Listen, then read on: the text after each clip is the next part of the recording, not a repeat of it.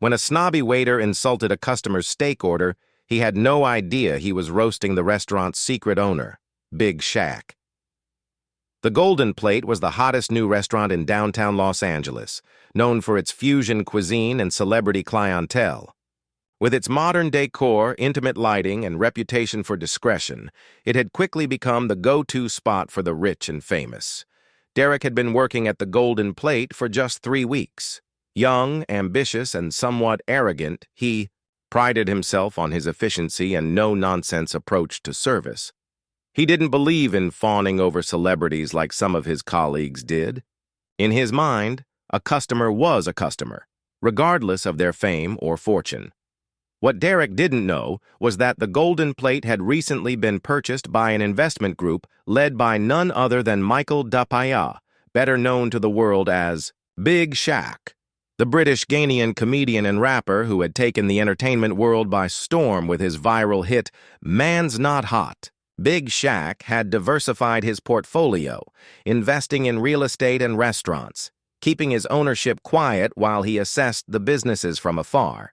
Tonight was the night Big Shaq had decided to visit his latest acquisition incognito to see how the restaurant operated when the staff didn't know the owner was present. It was a busy Friday evening when Big Shaq arrived at the Golden Plate. Instead of his signature puffy jacket, he wore a simple but elegant dark suit accompanied by his manager and 2 business associates. The hostess, Sophia, greeted them warmly but didn't recognize him immediately. "Good evening. Do you have a reservation?" she asked politely. "Yes, under the name Michael, table for 4. Big Shaq replied in his natural accent rather than the exaggerated one he used in his performances. Sophia checked her list and smiled. "Of course, Mr. Michael, follow me, please." She led the group to a table in Derek's section. Big Shaq deliberately chose a table in the corner, away from the main floor, wanting to observe the restaurant operations without drawing attention. Derek approached the table a few minutes later, tablet in hand, his demeanor professional but cold. He barely made eye contact as he recited the specials of the day. "Can I get you gentlemen started with some drinks?" Derek asked, still not really looking at his customers. Big Shaq and his companions ordered a bottle of expensive champagne and some appetizers. As Derek walked away, Big Shaq's manager leaned in. "He has no idea who you are, does he?" he whispered with a smirk. Big Shaq smiled. "Let's keep it that way for now. I want to see the real experience." Throughout the meal, Derek's service remained efficient but increasingly dismissive. When Big Shaq asked questions about the menu items, Derek provided minimal information and seemed impatient. When one of Big Shaq's associates requested a substitution, Derek sighed audibly. The breaking point came when Big Shaq ordered the chef's special steak, asking for it well done. Derek couldn't help himself. "Sir, I wouldn't recommend that. It ruins the flavor of our premium cuts. Our chef prepares it medium rare for optimal taste." "I appreciate your concern," Big Shaq replied calmly, "but I prefer it well done." Derek's face showed his disapproval. "As you wish, but between us," he lowered his voice to a condescending whisper, "only tourists and people who don't know food order prime steak well done." One of Big Shaq's associates nearly choked on his water, recognizing the insult. Big Shaq himself remained composed, simply nodding and saying, "I'll take my chances." Throughout the rest of the dinner, Derek's attitude didn't improve. He forgot to refill their water glasses, brought the wrong dessert, and when Big Shaq politely pointed out the error, Derek mumbled something about difficult customers, just loud enough to be heard. As the meal concluded, the restaurant manager, Elena, approached their table with a nervous smile. She had just been informed by the hostess who their VIP guest was. "Mr. Dapa, it's an honor to have you dining with us tonight," she said, extending her hand. "I hope everything was to your satisfaction." Derek, who was clearing a nearby table, froze when he heard the name. His face went pale as he slowly turned to look at the guest he had been dismissing all evening. Big Shaq smiled warmly at Elena. The food was excellent. The service, however, could use some improvement. Elena's smile faltered. I'm terribly sorry to hear that. If there's anything specific, perhaps we should discuss this in private, Big Shaq suggested, standing up. I'd like to see the office if you don't mind. Derek's hands were trembling now, nearly dropping the plates he was holding. His colleague nudged him. Do you know who that is? She whispered. Big Shaq, Derek replied, his voice barely audible. Not just that, you idiot. That's the new owner. He bought the place last month. Derek felt like the floor had opened up beneath him. He watched as Big Shaq followed Elena toward the back office, stopping briefly to speak with various staff members along the way, shaking hands and smiling warmly at everyone except him. 30 minutes later, Derek was called into the office. He entered with his head down, expecting to be fired on the spot. Inside, Elena sat at her desk while Big Shaq sat comfortably in an armchair. Derek, please have a seat, Elena said, gesturing to the empty chair. Derek sat down, his hands fidgeting in his lap. Sir, I want to apologize. Big Shaq raised a hand to stop him. Let me ask you something first. Do you enjoy working here? Derek nodded. Yes, sir. Very much. And do you treat all customers the way you treated me tonight? Derek hesitated, then sighed. Sometimes I get impatient with certain requests. I think I know better than the customer what they should order or how they should enjoy their meal. Big Shaq leaned forward. Here's what you need to understand. This restaurant isn't just about serving food. It's about creating an experience. Every customer, famous or not, deserves respect and attention. Their preferences aren't wrong just because they differ from yours, he continued, his voice firm but not unkind. I didn't build my career by looking down on people. The character I play, Big Shaq, connects with people because he's authentic. He may be over the top, but he's real, and that's what people respond to. Authenticity and respect. Derek nodded, listening intently. I'm not going to fire you, Big Shaq said to Derek's visible relief, but I am going to have you train with our customer service coach for the next 2 weeks. And then, I want you to work 1 week as a greeter, not a waiter. I want you to learn to see each person who walks through that door as an individual worthy of respect. 2 months had passed since Derek's humbling encounter with Big Shaq. The golden plate had undergone subtle but significant changes during this time. New ambient lighting created warmer tones throughout the dining area. The menu had been refreshed with several dishes inspired by Big Shaq's Ghanaian heritage. And most importantly, there was a palpable shift in the atmosphere, a genuine warmth that hadn't been there before. For Derek, these 2 months had been transformative in ways he never could have anticipated. The first week of customer service training had been brutal on his ego. Sitting in a conference room with Elena and a professional hospitality consultant named Janice, he'd been forced to confront the ugly truth about his service approach. They had role-played scenarios, reviewed feedback from past customers, some of which had been scathing, and analyzed video recordings of his interactions on the floor.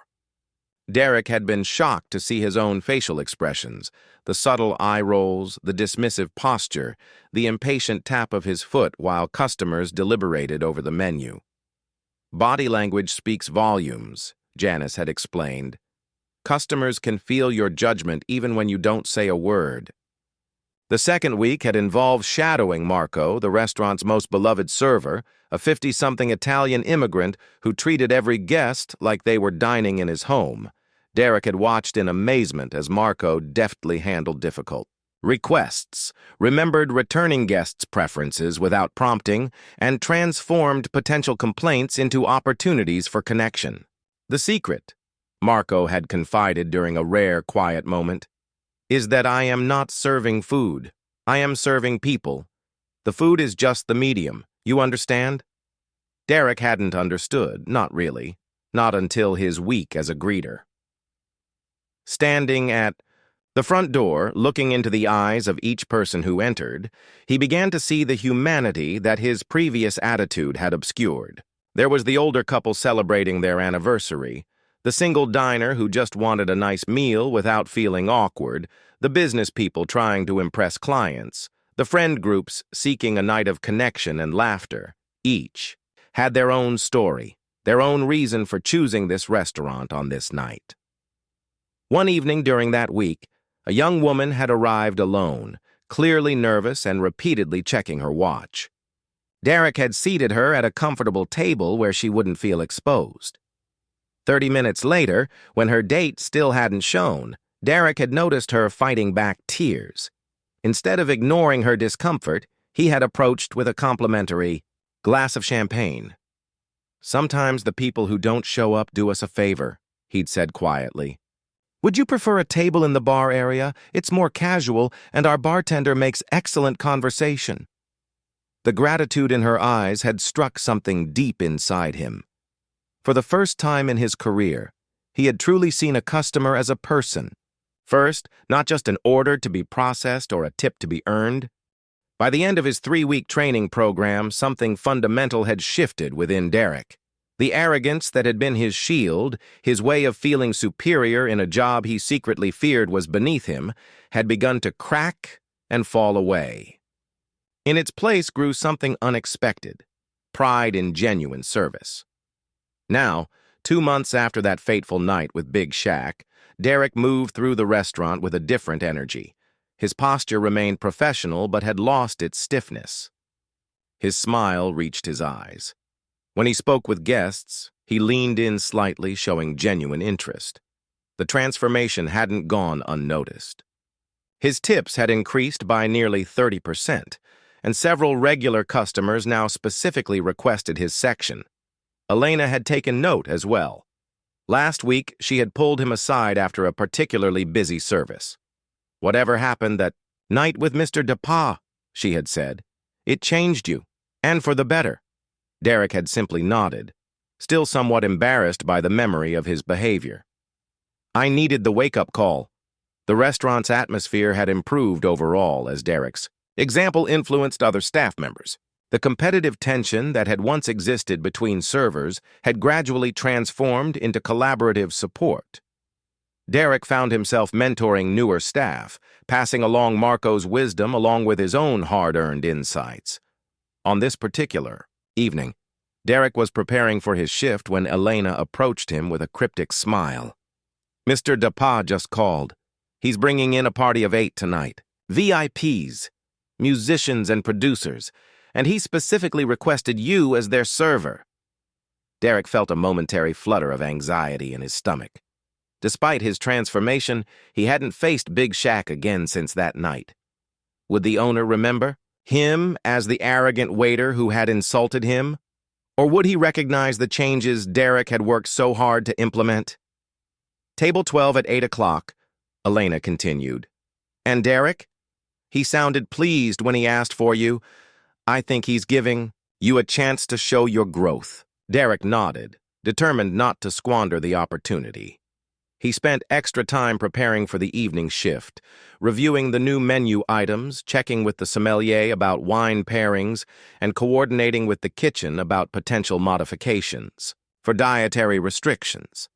When Big Shaq arrived at precisely 8 o'clock, the entire staff was aware of the VIP group but maintained professional composure. The entourage included 3 well-known hip-hop artists, a famous producer, and several business associates. Derek noticed that unlike some celebrities who demanded attention, Big Shaq guided his group with a quiet confidence, acknowledging staff members with genuine warmth as they made their way to the reserved section. Taking a deep breath, Derek approached the table. "Welcome back to the Golden Plate, Mr. DePaul," he greeted with a genuine smile. "It's good to see you again." Recognition flickered in Big Shaq's eyes, followed by what appeared to be pleasant surprise at Derek's transformed demeanor. He extended his hand, which Derek shook firmly. "Derek, right? Good memory, man. These are my friends. We're celebrating Ty's new album going platinum." He gestured toward one of the artists, who nodded in acknowledgement. "Congratulations," Derek said sincerely. "It's an honor to serve your table tonight. Can I start, everyone? With some drinks? Perhaps champagne for the celebration?" "You read my mind," Big Shaq replied with a grin. "Bring us your best." Throughout the evening, Derek provided what he now understood to be truly excellent service, attentive without hovering, knowledgeable without being condescending, personable without being intrusive. When one guest mentioned a mild shellfish allergy, Derek immediately coordinated with the kitchen to ensure there would be no cross-contamination. When another expressed indecision between two desserts, he arranged for small portions of both to be served. The true test came midway through the meal when one of the artists examining the steak options looked up at Derek. "I know it's fancy, and all, but I like my steak well done. Like, no pink at all. Can you make that happen without the chef having a meltdown?" Derek felt a momentary flashback to his previous self. The judgmental thoughts that would have risen automatically, the subtle expression of disdain that would have crossed his face. Instead, he simply nodded with professional courtesy. "Of course, sir. Our chef prepares steaks to each guest's personal preference. The prime ribeye takes particularly well to longer cooking times while maintaining tenderness. Would you like any particular sauce to accompany it?" The conversation flowed naturally, as Derek recommended a robust red wine that would complement the stronger flavors of a well-done steak. There was no judgment in his voice or manner, only a genuine desire to ensure the guest enjoyed their meal, exactly as they preferred it. From across the table, Derek caught Big Shaq watching this interaction with interest. Their eyes met briefly, and Big Shaq gave an almost imperceptible nod of approval. As the evening progressed, the group grew more animated, sharing stories and laughter. Derek adapted seamlessly to their energy, knowing when to engage and when to step back. When one of the producers spilled wine on his sleeve, Derek appeared instantly with club soda and a clean napkin, addressing the situation without making a scene. Near the end of the meal, as Derek was arranging dessert service, he overheard snippets of conversation about potentially investing in restaurant ventures. Big Shaq was describing his vision for expanding the golden plate concept. "It's not just about the food, though our chef is brilliant," Big Shaq was saying. "It's the experience, the way people feel when they're here. That can't be faked." When the elaborate dessert platters had been served and enjoyed, Big Shaq gestured for Derek to approach the table once more. "That was excellent service," he said, loud enough for his companions to hear. "Quick question. How did you feel when you took that well-done steak order?" Derek recognized the test in the question and answered honestly. "Honestly? I still think it's not the best way to enjoy our prime cuts. But," he added with a self-aware smile, "I've learned that what matters is the guest's enjoyment, not my opinion. Different doesn't mean wrong." Big Shaq nodded approvingly. "Man's not hot, but this steak is," he said with his signature delivery, causing the table to erupt in laughter. As Derek began clearing dessert plates, Big Shaq motioned for him to wait. "Seriously, though," he said in a more subdued tone, "I remember our first interaction. Tonight, this was different. What changed?" Derek considered the question carefully before answering. "I think I finally understood what hospitality actually means. It's not about showing off what I know about food or wine. It's about making people feel welcomed and valued. You taught me that everyone deserves respect, regardless of their preferences or knowledge." Big Shaq's expression grew thoughtful. "That's exactly it. Too many people in service forget the service part. They think it's beneath them somehow." "I was definitely guilty of that," Derek admitted, "but I don't feel that way anymore. There's actually an art to this, reading people, anticipating needs, creating moments. It's challenging in the best way." As Derek walked away to process their payment, he overheard Big Shaq telling his friends, "That right there, that's why I bought this place. Not just for the food, but for the potential to create something special. Sometimes the most valuable ingredient isn't on the menu, it's the people who serve it. The evening concluded with generous gratuity and handshakes all around. After the VIP party departed, Elena approached Derek with undisguised pride. "Mr. Dapa spoke to me on the way out," she said. "He was impressed, very impressed. He mentioned something about new opportunities as we expand." Derek felt a surge of gratitude as he helped close down the restaurant that night. The journey, from arrogant server to hospitality professional, had been humbling but ultimately fulfilling in ways he couldn't have imagined 2 months ago. He realized that by letting go of his ego and truly focusing on others, he had actually found greater satisfaction and purpose in his work. As he hung up his apron at the end of the night, Derek reflected on how a single interaction, painful as it had redirected his entire professional path. The lesson wasn't just about customer service, it was about approaching life with humility and genuine interest in others. For the first time in his career, Derek went home feeling not just tired, but truly accomplished. 1 year later, the Golden Plate had expanded to 3 locations, with Derek promoted to training manager for all service staff. Big Shaq's investment had paid off handsomely, but more importantly, it had created a culture where every customer felt valued. In interviews about his successful restaurant venture, Big Shaq often told the story of his first incognito visit and the waiter who didn't know he owned the place. It had become something of a legend in the restaurant industry, a powerful reminder that in the service business, you never know who you're serving, but regardless of who they are, they deserve your best. As for Derek, he kept the menu from that. First night framed in his office, signed by Big Shaq with the words, "The quick maths, respect plus service, success, boom."